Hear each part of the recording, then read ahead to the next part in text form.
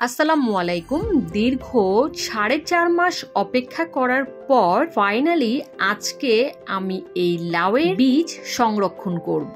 তো কিভাবে আমি এই লাউ থেকে বীজ বের করে সংরক্ষণ করি তো সেটাই আজকে দেখাবো। চলে আসলাম নিচে। প্রথমেই সরি বলে নিচ্ছি, কারণ এখানে লাইটের তেমন একটা ভালো ব্যবস্থা নেই, এই জন্য একটু কষ্ট করে আমার সাথে থাকে। দেখেছেন লাউটা কেমন হয়ে গিয়েছে? এটা কিন্তু অনেক গাঢ় সবুজ কালার হয়।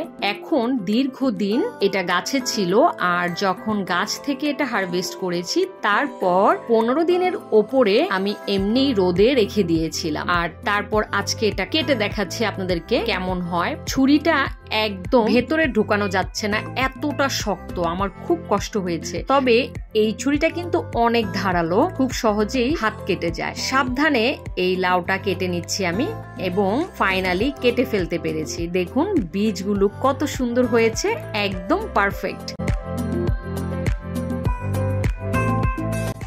এই লাউটা শীতের লাউ গাছ থেকে রাখা একটা লাউ। লাউটা কিন্তু সাইজে আরো বড় ছিল। এইটা গাছে থাকতে থাকতে শুকিয়ে সাইজটা অনেকটা ছোট হয়ে গিয়েছে, আর কালারটা যখন অনেক চেঞ্জ হয়ে গিয়েছে তখন আমি গাছ থেকে এটা হারভেস্ট করে রোদে রেখে দিয়েছিলাম 15 দিনের উপরে। তারপর ফাইনালি আজকে কেটে নিচ্ছি। এই যে দেখুন সাথে কিছু এইরকম সাদা সাদা বীজ বের হবে, এই বীজগুলো ফেলে দিবেন, এগুলো দিয়ে আসলে গাছ হবে না।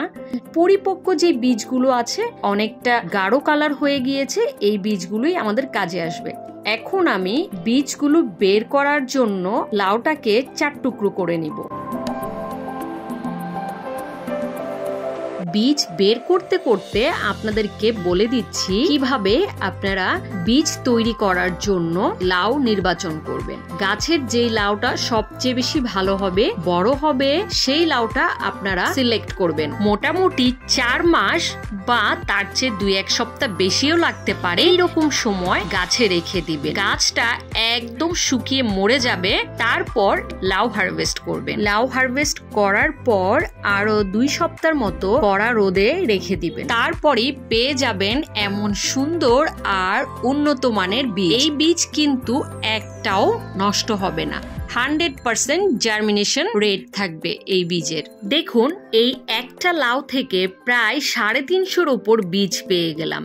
এতগুলো বীজ দিয়ে আমার 2 থেকে 3 বছর অনায়াসে চলে যাবে। এখন আপনারা বলবেন যে 2 থেকে 3 বছর বীজ কি ভালো থাকবে? হ্যাঁ, ভালো থাকবে। বীজ যদি সঠিকভাবে সংরক্ষণ করতে পারেন অবশ্যই ভালো থাকবে। এর কিছু নিয়ম আছে, আমি বলে দিচ্ছি। প্রথমত, বীজটাকে ধোয়া যাবে না। লাউ থেকে বীজগুলো নেয়ার পর ভালো মতো টিস্যু বা শুকনো কাপড় দিয়ে মুছে নিবেন। তারপর কড়া রোদে খুব ভালো করে শুকিয়ে নিতে হবে। এরপর বীজগুলো স্বাভাবিক তাপমাত্রায় রেখে ঠান্ডা করে নিতে হবে। তারপর এয়ারটাইট একটা বক্সে বা জিপলক ব্যাগে ভরে ফ্রিজের নরমাল চেম্বারে রেখে দিতে হবে। যখনই ব্যবহার করবেন ফ্রিজ থেকে বের করে যে কয়টা লাগবে সেই কয়টা ব্যবহার করবেন, বাকিগুলো আবার ফ্রিজে রেখে দিবেন।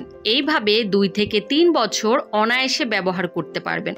হয়তোবা তারপরেও করা যেতে পারে, সেই ব্যাপারে আমি জানি না। তবে এটা গ্যারান্টি দিয়ে বলতে পারি, নরমালি আমরা যেভাবে বীজ সংরক্ষণ করি শুকিয়ে যে কোনো একটা বক্সে রেখে স্বাভাবিক তাপমাত্রায়, তার চেয়ে অনেক দিন বীজ ভালো থাকবে, আর তার জার্মিনেট রেটও কিন্তু অনেক বেশি ভালো। আজকে আমি এতগুলো বীজ পেয়ে দেখুন একবারে প্রায় 16টার মতো বীজ জার্মিনেট করার জন্য ভিজিয়ে রাখলাম। কেনা বীজ প্যাকেটে থাকেই 10-12টা, তার মধ্যে হয়তো বা 2-3টা করে ভেজাই। এইভাবে বীজ তৈরি করে নিলে অনেক সুবিধা। তার মধ্যে মনে করেন প্রত্যেকটা বীজ থেকেই চারা গজাবে। প্যাকেটের বীজ প্রায় কিন্তু নষ্ট থাকে। ভিডিওটি ভালো লাগলে বা আপনাদের কোনো কাজে আসলে প্লিজ আমার চ্যানেলটা সাবস্ক্রাইব করে দিবেন, ভিডিওতে একটি লাইক দিয়ে দিবেন। আল্লাহ হাফেজ।